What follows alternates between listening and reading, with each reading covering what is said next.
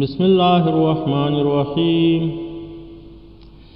عن البراء بن عازب أن رسول الله صلى الله عليه وسلم قال: أربع لا تجوز في الأضاحي: العوراء بين عورها، والمريضة بين مرضها، والعرجاء بين ضلعها، والكثيرة التي لا تنقي. رواه أبو داود. وعن علي قال: نهى النبي صلى الله عليه وسلم أن يضحى بعضباء الأذن والقرن. رواه أبو داود والترمذي. وعنه قال: أمرنا النبي صلى الله عليه وسلم أن نستشرف العين والأذن. رواه أبو داود والترمذي وابن ماجه والنسائي. نبی کریم علیہ السلام فرمایلی: څلور څاروي مال، څلور قسمه څاروي او مال روانه ده داغي ذبحه په قربانیو کې. یو هغه څاروی چوړون وي او ښکاره داغي وندواله، دواړه سترګې ړندې وي یا یوه سترګه ړنده وي، او بل هغه مریضه ناجوړه چې ښکاره وي د هغې مرض ښکاره، او بل هغه څاروی چې ګوډ وي، په خپه یا په لاس باندې ګوډ وي چې واضح وي د هغې ګوډوالی، او بل هغه څاروی چې مات وي د هغې خپه یا لاس،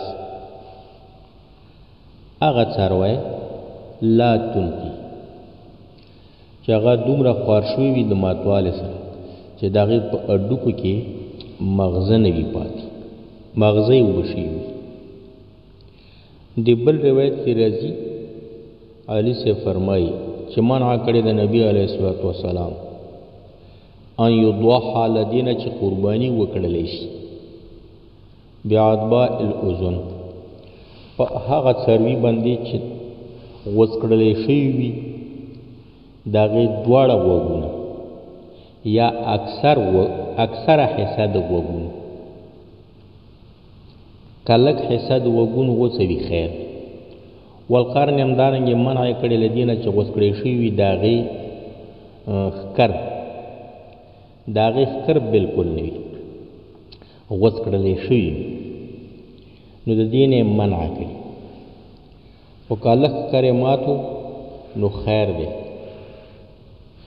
او دې بل روایت کې علي صاحب بیا فرمایي چې امر کړی مونږ ته نبي علیه الصلاة والسلام ان نستشرف العین والاذن، چې وګورو مونږه مطالعه کو وڅارو سترګې د څاروي، والاذن د هغې غوږونه. د دې مونږ ته نبي علیه الصلاة والسلام امر کړی و. هغه څاروي چې په هغې باندې هغه نه کېږي دا قرباني د همدغې حدیثونو په رڼا کې. یو هغه شوه چې هغه بلکل ړنده وي، دواړه سترګې بلکل ړندې وي. بل هغه شوه چې هغه یوه سترګه ړنده وي، نو په دې نه کېږي. او بل په ګوډه باندې نه کېږي، داسې ګوډه باندې چې هغه د ذبح کولو ځای ته نه شي تللی. دارنګې په خواره په ډنګر هغه باندې نه کېږي چې بلکل خواره او ډنګره وي، په دغې څاروي باندې قرباني نه کېږي. دارنګې په مریضي باندې چې مریضه وي، ناجوړه وي او ښکاره مریضي ولري. دارنګې په هغه څاروي باندې نه کېږي چې غوږونه ټول غوڅ وي یا زیاتره غوڅ وي، اکثره حصه یې غوڅه وي. دارنګې لکۍ ټوله غوڅه وي یا اکثره حصه یې غوڅه وي، نو په دې هم نه کېږي. او که د غوږونو د لکۍ لږ حصه غوڅه وه او زیاته پاتې وه نو پروا نه کوي. دارنګې په هغې څاروي باندې نه کېږي چې د هغې غوږونه فطرتن نوي بالکل غوږونه نوي نو په دې باندې هم نه کی یو خو هغه وی کنه چې غوږونه خو لري خو واړه وي هغه پروا نه کوي دا هغه د چې فطرتن غوږونه نوي په دې نه کی دارنګ په هغه څروي باندې نه کیږي چې د هغه غوښونه بالکل نوي یې اکثر غوږونه نوي نو په دې نه کی او که زیات غوښونه و کم غوښونه نه و نو بیا خیر دی هغه څروي چې پکېږي صاحب پکشته خو پکېږي هغه کونډای چې کورونه واړه دي کونډي دي دی باندې کېږي دارنګې چې ښکارې ماته خلق حصه ماته ده نو په دې باندې کېږي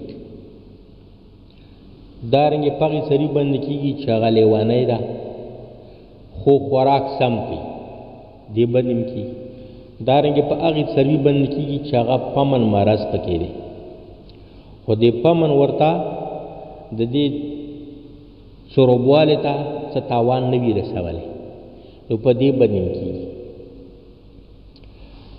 او په دې ټولو څارویو کې سني قرباني پې کېږي هغې نه چې کم وي بیا نه کېږي سني چاته وایي چې په اوښانو کې پنځه کاله پوره شي نو دا سني دی په دې کېږي وایي دې نه کم باندې نه کېږي په غویو کې چې 2 کاله پوره شي پوره نو په دې کېږي دې نه په کم باندې نه کېږي په وضو او پسونو کې په 1 کال باندې کېږي د 1 کال نه په کم باندې نه کېږي البته ګډوې ورای چې هغه شپږو میاشتو په اندازه وي په هغې کېږي خو په چیلي کې او په چیلۍ کې په وزه کې چې شپږو میاشتو اندازه وي بیا نه کېږي